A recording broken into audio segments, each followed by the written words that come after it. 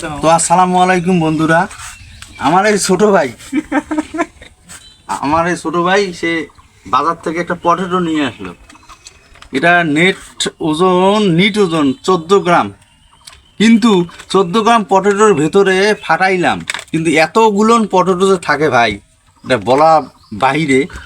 কিন্তু ডিজিটাল মেশিনের দ্বারা প্যাকিং হচ্ছে পটেটো, কিন্তু একটা পটেটোর ভিতরে অসংখ্য পটেটো।